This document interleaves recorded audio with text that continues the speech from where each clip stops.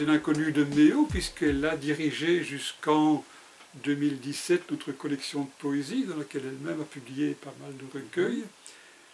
C'est un écrivain belge qui a publié, je ne sais pas où il en est maintenant, une bonne cinquantaine d'ouvrages chez divers éditeurs, dont Luce Filquin, dont Méo, dont quelques autres, et aussi en auto-édition, parce qu'elle publie tellement qu'elle fatigue ses éditeurs, et donc elle doit avoir une maison d'auto-édition, Mon Éveil, dans laquelle elle place ses livres, je dirais, tellement inclassables qu'ils trouveraient peut-être difficilement place chez un éditeur classique. D'accord.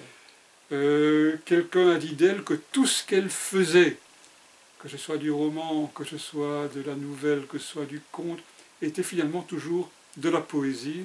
Et je crois que c'est peut-être la meilleure façon d'introduire Monique Tomasetti. Je vais l'inviter à prendre ta place.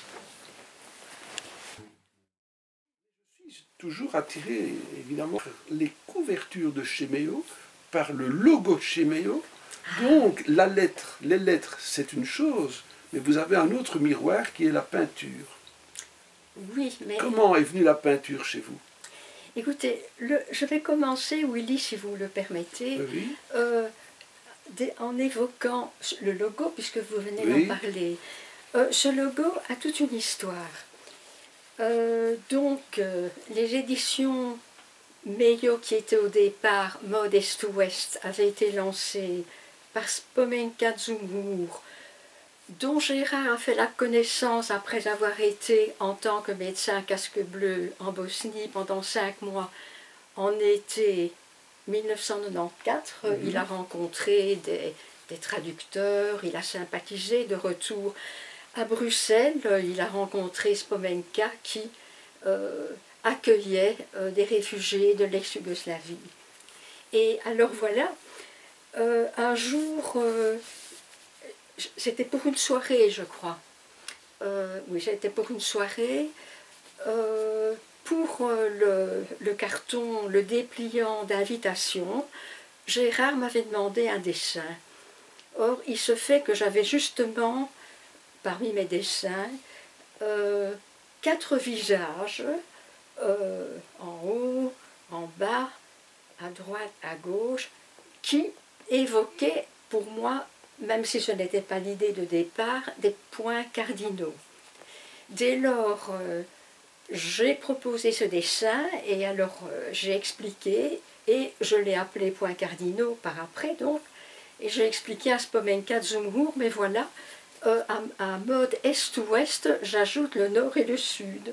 Donc ça fait les points cardinaux. Alors Spomenka avait applaudi, elle avait trouvé ça une très bonne idée.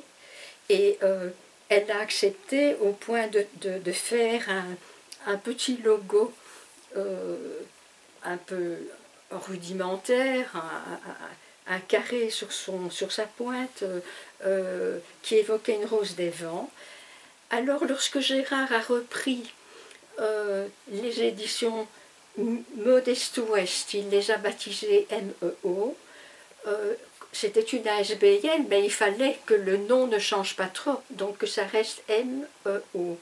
Il fallait trouver, alors c'est devenu moi j'ai proposé monde et ouverture, et parce que dans mon esprit, le monde et ouverture ne sont pas nécessairement synonymes. Alors il a eu l'excellente idée de transformer le « et » par édition. Alors c'est devenu monde édition, ouverture. Alors voilà l'histoire du logo. Enfin, pour moi c'est toute une histoire parce que, alors ce logo, c'est en fait un mandala. Parce que dans les années 90, j'ai fait un mandala. J'ai fait une série de mandalas, c'est-à-dire le cercle inscrit dans un carré, le carré étant la terre, le cercle étant le ciel. Il se fait que parmi ces mandalas en couleur, j'en avais un en noir et blanc. Je ne sais pas pourquoi je l'avais fait en noir et blanc. Et quand Gérard m'a demandé un nouveau logo, mais j'ai tout de suite pensé à celui-là. Donc, ce mandala qui était carré, je l'ai basculé en le mettant en équilibre, un peu comme le dieu Shiva qui est en équilibre en dansant sur un pied. Donc je l'ai fait basculer sur une pointe et j'ai avec du Tipex enlevé, c'était une photocopie, ce n'était pas l'original, enlevé ce qui était cercle. Donc c'est devenu le logo actuel. Alors Gérard l'a pris comme logo et voilà, donc seulement noir sur blanc, mais seulement c'est lui qui, et là il passe un temps fou, à colorier, je dirais, par exemple quand c'est un logo, par exemple sur un fond rouge, eh ben bon, tout ce qui est autour du logo, ben, il le remplit en rouge, enfin bon, par exemple, hein, j'abrège. Alors voilà, c'est toute une histoire pour moi qui est très importante parce que donc j'y suis un petit peu... une précieuse collaboratrice. En tant que, je dirais pas collaboratrice, non, parce que Gérard, qui est un homme, je dirais une espèce de titan, a une énergie absolument inimaginable. Moi, je vis avec lui et il fait tout. Donc, il a cette capacité, quand je dis « mais comment tu fais ?» il me dit « j'arrive à tout faire parce que je m'organise. Voilà. » Il s'organise et voilà, il voit les choses. Voilà. Alors, personnellement, je vois, et j'en viens à mon compte, personnellement, je vois aussi tout de suite les choses, mais d'une autre manière. Et là, j'en arrive à l'écriture, qui est de la poésie. Oui, mon conte, c'est une prose poétique, on peut dire, que ça peut être un long poème en prose. Néanmoins, il y a une narration. Alors, voilà. La genèse de la source d'incandescence. Il y a, d'une part, enfin, tout ça est entremêlé, un vécu réel, donc autobiographique, et alors inspiré d'un voyage en Inde, et troisièmement, une transposition de ce que j'ai pu vivre, plus, et là c'est quatrièmement, une imagination. Alors il se fait qu'en 1999, derrière chez nous, hein, nous habitons un appartement, enfin bon, avenue Jeanne, et derrière chez nous, il y a des arbres, notamment un grand hêtre dont le tronc est maintenant, depuis des années, occulté, caché par un tas de nouveaux arbustes poussés depuis, entre-temps. Et pour moi, ces arbres, c'est un peu comme un jardin secret, je dirais. Je les regarde beaucoup. J'ai énormément écrit sur les arbres, qui sont vraiment, comme je l'ai écrit dans un poème publié dans un triptyque poétique chez du Suilquin. En 1994, j'écrivais « Arbres amis, prenez-moi dans vos origines », avais-je écrit, donc pour dire que l'arbre, chez moi, a énormément d'importance. Donc, je suis très curieux. Il ne faut pas que mes digressions deviennent des dispersions. Non, mais moi, je pose une question maintenant, parce que sinon je vais l'oublier. Tant pis, c'est ça la causerie. Quand vous parlez de l'arbre, oui. Vous parlez de l'extérieur ou des racines? Mais je parce que je pense que, oui, parce qu'on peut aller très loin. Mais écoutez, pour moi, l'arbre est entier, évidemment. C'est une totalité, bien entendu, bon, l'image classique, le symbole classique, le lien entre la terre et le ciel, voilà. Les racines étant dans la terre, les branches dans le ciel, ceci dit que Romain Gary, avec son titre Les racines du ciel, alors là, bon, enfin bon, écoutez, je ne vais pas parler de Romain Gary, autrement on a encore ici demain. Alors donc, il se fait que un soir de 1999, j'étais sur la terrasse et l'arbre étant situé à peu près à l'est, donc en face du soleil couchant. Et ce que j'ai vu s'est peut-être passé à d'autres couchers du soleil, mais je ne suis pas toujours non plus à cette heure-là sur la terrasse. Mais soudain, j'ai vu le fût de l'arbre, le tronc, éclairé en un rouge de forge, je l'ai appelé ainsi, par ce soleil. Et moi, ça m'a... Un flash. mais ça m'a parlé profondément. Et alors j'ai commencé à en parler dans un autre livre qui s'appelle La porte d'exil, mais bref, hein, écrit en 1999. Et alors donc j'ai imaginé ce que je dis dans la source d'incandescence, que voilà que je me trouvais devant cet arbre, devant une porte chauffée au rouge, qui était l'écorce. Alors j'ai imaginé, je me suis imaginé, ouvrant cette porte de l'arbre et descendant des marches, un escalier évidemment imaginaire, et à partir de là, je me suis sentie au seuil de contes, mais je ne savais pas lesquels. Et j'ai eu envie d'écrire un conte, mais je ne savais pas lequel. Parce qu'il me semblait que le conte que je pourrais écrire les dirait tous. Vous comprenez?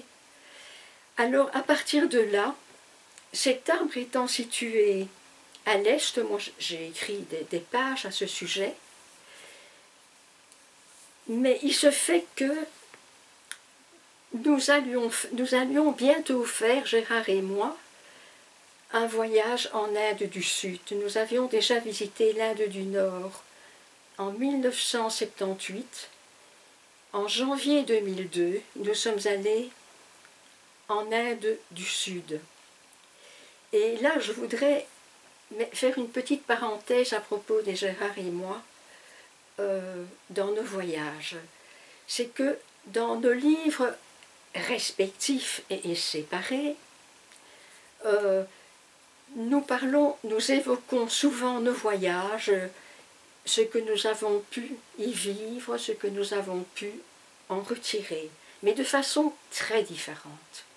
Par exemple, quand il a parlé d'Étretat, j'en ai parlé aussi, mais de façon très différente. Mais vraiment très différente. Vous êtes plus pictural dans votre écriture, peut-être. Mais écoutez, je vais pas comparer, hein, je vais pas comparer, parce qu'autrement, je vais parler trop longtemps. Mais donc, voilà, comme dans Le Maître du Monxine, il y a les évocations des statues érotiques de Khajuraho que nous avions vues en 1978 dans l'Inde du Nord. J'en avais parlé aussi, mais de façon différente. Bon, donc voilà, comme ça chacun peut exprimer. On est très différents. Un jour dans une école, on était invités tous les deux, c'était à Chimay je crois, et c'était des jeunes filles adolescentes de 15 ans, 15-16 ans, qui m'ont demandé, lorsque c'était à mon tour d'être interrogée par ces élèves, mais est-ce que c'est facile quand on est dans un couple, quand on est tous les deux écrivains? Alors moi j'ai répondu, oui, dans la mesure où on est séparés. Alors tout le monde a eu l'air étonné. Je dis non, je dis pas séparés, divorcés, mais je veux dire dans son monde créatif. Il ne faut rien amalgamer, on est séparés. On nous a beaucoup comparés, mais on est très différents. L'un et l'autre étaient inspirés par la même chose. Comme je dis toujours, lorsque Cézanne peint des pommes, et lorsque Claude Monet peint des pommes, ce ne sont pas les mêmes pommes. Voilà, je crois que ça dira beaucoup. Vous parlez pommes, moi je vais vous parler de Paul de Gobert, qui est aussi le peintre de la pomme. Ah, oui, d'accord. Enfin bon, toujours est-il que nous sommes allés en Inde et j'ai pris beaucoup de notes manuscrites. Et je ne cite pas de lieu, parce que c'est une Inde imaginaire. Néanmoins, je vais évoquer Mahabalipuram, le temple du rivage, qui m'a vraiment beaucoup touchée, et où on pourra le reconnaître au début de la source d'incandescence. Voilà, donc c'est le seul lieu que je cite maintenant, parce que je ne le dis même pas dans ma postface. Alors, bon, il y a beaucoup de choses à dire. Donc, dans ce conte, j'imagine deux femmes qui sont deux aspects de moi-même, c'est-à-dire une voyageuse qui peint, ou qui a été peintre, comme moi je suis ex-peintre aussi, et une oratrice révoltée. Ça c'est l'autre aspect où Gérard le saura combien je peux parler avec passion, notamment des actualités, etc. Ce qui m'est beaucoup plus facile en aparté, quand je parle qu'en public. Aussi, j'ai compensé cela en imaginant une oratrice qui parlerait, qui parle comme je peux le faire intérieurement. Bon, ben voilà. Hein. Donc, alors bon, il y a tout un voyage réalisé donc par la voyageuse que je ne nomme pas. Ce conte est très important pour moi parce que je l'ai écrit en 2002. Nous sommes allés en janvier 2002 en Inde du Sud et en mars 2002, mon père a été hospitalisé et il est décédé au mois de mai 2002. C'est la raison pour laquelle, dans mon conte « La source d'incandescence », j'ai évoqué la mort d'un patriarche. Donc ça c'est... 2002, à partir de février, j'ai donc écrit parallèlement deux livres, le conte « La source d'incandescence » et « La source Raphaël », qui est un récit, mais vraiment autobiographique, biographique, autour de la mort de mon père, avant, pendant, après. Et je dirais que ce voyage en Inde m'a aidé à vivre la mort de mon père. Sans doute parce que je captais, j'étais sensible à l'esprit du lieu, l'Inde étant un pays où la mort est acceptée peut-être mieux que chez nous. Et cela me rappelle une interview de Béjart à la télévision que j'ai vue il y a des années. Béjart avait confié pour lui, on lui demandait l'Inde, c'est quoi pour vous? Alors il a cité un exemple. Il disait en Inde, j'ai vu un adolescent à vélo qui transportait le cadavre de sa grand-mère et qui allait mener le cadavre de sa grand-mère au bûcher. Donc c'est dire, ici on n'imagine pas une chose pareille. Combien ils vivent avec la mort de façon tout à fait naturelle. Donc je suis contente d'évoquer Béjart parce que la première fois que je vous ai rencontré, Willy, c'était à la maison Béjart dans le cadre de Marginal et vous aviez pris des photos. Et voilà. Donc vous vous en souvenez, en 2015, je ne sais plus très bien. Nous avions pris le bus ensemble, je pense. Oui. Alors donc...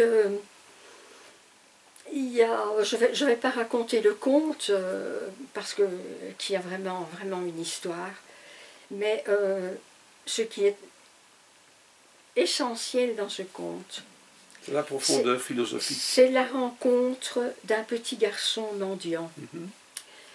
Ce petit garçon, Gérard, on marche souvent avec un décalage de 50 cm parce qu'il marche plus vite que moi. Et c'est aussi le fait qu'on est très individualiste, on voit chacun les choses. Toujours est-il que Gérard était là et un petit garçon, je ne sais plus quel âge il pouvait avoir, 9-10 ans, est venu mettre sans mendier sa main dans la mienne. Et nous avons ainsi cheminé de concert pendant plus de quelques mètres. Et je ne lui ai rien donné. Mais ce petit garçon m'a touchée. Il était pauvre. Et à un moment donné, je me suis penchée vers lui, je lui ai pris sa joue, je lui ai dit en français, d'autant plus que mon anglais n'est pas tout à fait facile. Je lui ai dit, mon petit bonhomme, si je pouvais faire quelque chose pour toi, je le ferais. Et j'ai essayé de lui communiquer tout mon amour impuissant. Alors, je dirais que la conjonction de ce petit garçon, qui, comme je l'ai dit dans mon livre écrit à propos de la mort de mon père, ce petit garçon me semblait un peu un ambassadeur de son pays. Je l'ai vécu comme ça. Donc, c'est une figure absolument essentielle, ce petit garçon, parce que je l'ai placé dans mon conte de façon récurrente. Il apparaît, c'est l'enfant né des eaux, donc de façon sous les eaux. Et il est ailé, il a des ailes dans le dos. Et la voyageuse le perd toujours. Elle va le retrouver dans un arbre, avec en guise de feuilles, en guise d'ailes, des feuillages. Elle va le retrouver comme musicien, jouant du violon. Et alors, la dernière fois qu'elle le revoit, c'est un peu avant la fin de son voyage, avant de reprendre l'avion, elle le revoit dans une foule, et comme mendiant, avec sa blouse élimée et trouée. Mais la voyageuse alors voit pointer des ailes en dessous de la chemise de ce petit garçon. Donc c'est un ange en quelque sorte. Alors elle emporte cette image rassurante. Elle l'emporte dans ses visions, dans l'avion, jusque... Enfin bon, voilà, c'est de nouveau l'enjeu. J'ai écrit en 94, quand j'ai arrêté en Bosnie, l'enjeu diagonal. Et je pense que s'il n'y avait pas eu la guerre en Bosnie et ce qui s'est passé au Rwanda, je n'aurais pas écrit l'enjeu diagonal. Voilà. Ce sont toutes des émotions qui sont là, qui peuvent être transmises par l'écriture. Oui, ce sont des émotions, mais c'est plus que ça. Ce sont des perceptions. Beaucoup ont ce genre de perceptions. On est dans le mysticisme. Il faut pouvoir les exprimer aussi. Mais peu osent en parler. Voilà. Parce que tout de suite, ça va être catalogué dans le cadre d'une religion. Or, non, ça n'a rien à voir avec les religions. L'ange a toujours... Bon, le chérubin, au départ, chez les Assyriens, ce n'était pas le petit bébé joufflu avec des ailes, comme la religion, comme la religion catholique l'a montré. Non, c'était un taureau. C'était un taureau à tête humaine. Alors on est, ben voilà, hein, la monture de Shiva, c'est le taureau. Bon, le taureau est né. Enfin bon, tout ça nous mènerait extrêmement loin. Et personnellement, je n'ai pas fait l'université, j'ai fait des humanités, mais je n'ai pas pu faire les gréco-latines. Dès lors, je me suis beaucoup rattrapée en lisant Homère, évidemment en français, pas en grec. Et donc, je suis une autodidacte en ce sens que je suis à ma propre école. Excusez-moi de parler de moi. Ah, mais c'est pour ça qu'on vous a invité. Hein. Mais voilà, Michel Jouarret a écrit quelque chose qui m'a beaucoup touchée à mon propos. Monique Tomasetti, l'écriture, et la peinture, c'est moi qui l'ai... L'écriture de Monique Tomasetti se nourrit de ses propres métamorphoses, mais c'est ça. Donc, j'ai mon propre fonctionnement qui fait que, comme dit Gérard, je suis inclassable et peu comprise, quoique. Jacques Mercier, quand il m'a une fois présenté à la radio, il citait mes poèmes, il disait, mais que c'était tout simple. C'est vrai que c'est simple. Encore faut-il bien lire. Donc, ce livre-là sur l'incandescence, pour beaucoup de raisons que j'ai dites, et je pourrais encore en rajouter, mais je risque de dépasser le laps de temps. Vous les insaisissables de toute façon. Qui m'est imparti. Et voilà. Et oui, il fallait savoir à quoi. Gérard sourit parce que il sait la bavarde invétérée que je suis. Voilà. Mais je ne sais pas si je suis beaucoup plus bavarde que d'autres. Mais je vous souhaite d'être très bavarde lors des prochaines rencontres, lorsque vous présenterez. Ah, ben là, vous pourrez vous lâcher avec vos lecteurs et vos lectrices. Voilà. Mais voilà, je pense que j'avais projeté de dire des choses plus théoriques oui, à propos. Ça se dit parfois en aparté aussi. Je crois que c'est l'émotion qui a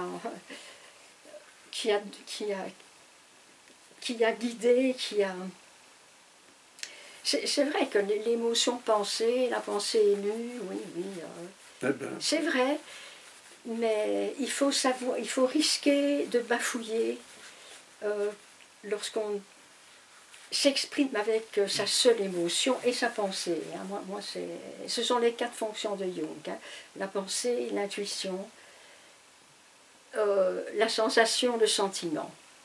Et je crois que personnellement, sans être psychanalyste, mais j'ai quand même lu pas mal à ce sujet, je me retrouve dans cette vision de Jung des 4 fonctions.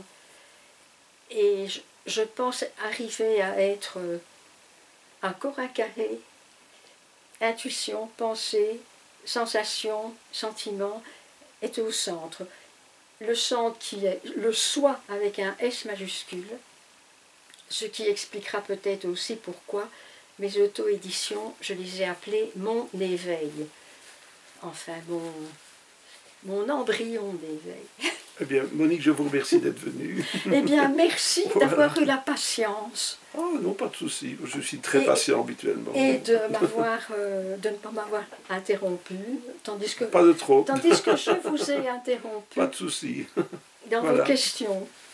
Voilà, merci beaucoup. Merci.